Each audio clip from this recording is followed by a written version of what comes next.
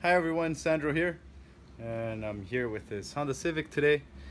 So yeah, this is a fairly new car. It's about 6 months old. The owner's getting ready to sell it, and it has a dent on the roof rail, which is a little different from uh, the most of the videos I've made.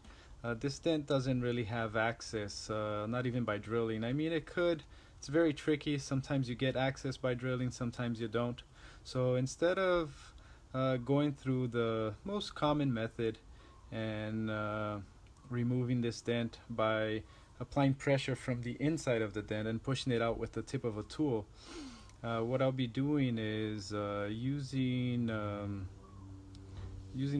glue tab, so I can actually pull this dent out instead of pushing it out from the inside. So I'm gonna pull it out from the actual outside. And if you look towards the top left of the dent there, you'll see there's a little dimple with a paint chip, and unfortunately that I won't be able to do much about, because if I put a glue tab there and pull it out, there's a good chance it's gonna pull out the clear coat along with it, or the paint. So I won't attempt that area, and unfortunately in the end there's gonna be a little dimple there. But the dent, this area here, the major dent, I'll be able to pull out, and it should look pretty good. And I'll be back in a bit to show you guys how it looks. Right, so hang tight, I'll be back in a second. Alright, so this is what it looks like in the end. Yeah, I'm happy with it.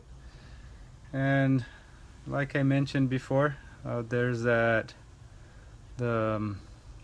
little paint chip there. It was from the removal of a roof rack. That's how he caused the dent in the first place, and then it made that little chip.